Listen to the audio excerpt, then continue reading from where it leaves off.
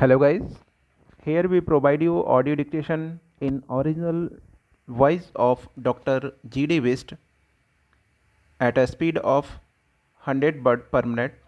If you want more these type dictations at a different speed of all books, Hindi or English, then subscribe, like, share or comments also on my channel, and lot of thanks of any kind of suggestion.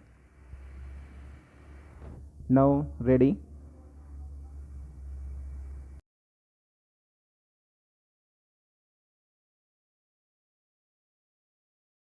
Exercise 49.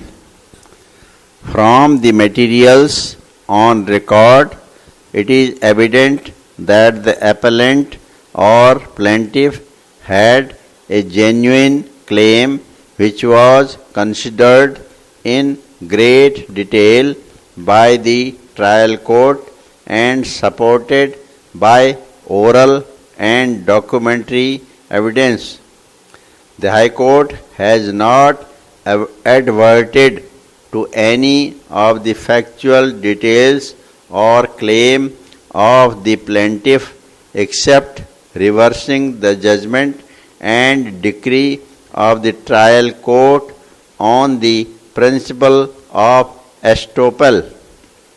Though the matter could be remitted to the High Court for consideration in respect of merits of the claim and the judgment and decree of the trial court, in as much as the work had been completed in August 1973. Final bill was raised on 31st March 1974. An additional claim was raised on 16th March 1976 to curtail the period of litigation. It would be appropriate that this court scrutinizes all the issues framed by the trial court, its discussion and ultimate conclusion based on the pleadings and supported by the materials. Issue number 15 in the trial court judgment related to estoppel, which has been decided in favor of the plaintiff.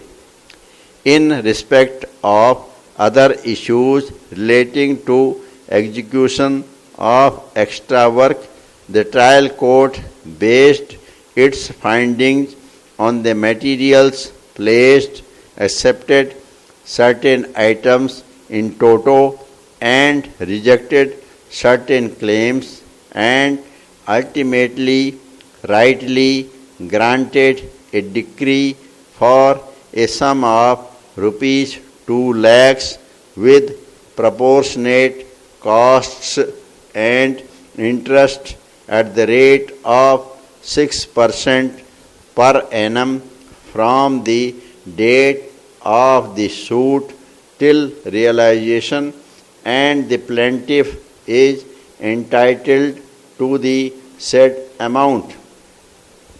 The impugned judgment of the High Court is set aside and the judgment and decree of the trial court restored.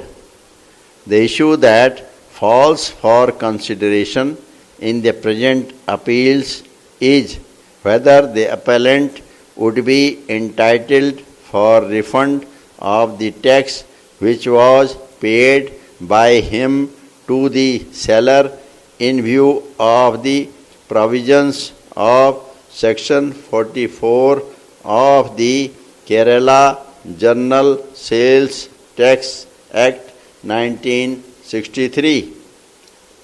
One additional issue which was urged at the time of hearing of the appeals and requires consideration by this court is as to whether the appellant would at all be entitled to claim exemption under Section 5(3) of the Central Sales Tax Act 1956, as at the time of sale the appellant could not allegedly show any evidence that it was the penultimate sale of tea.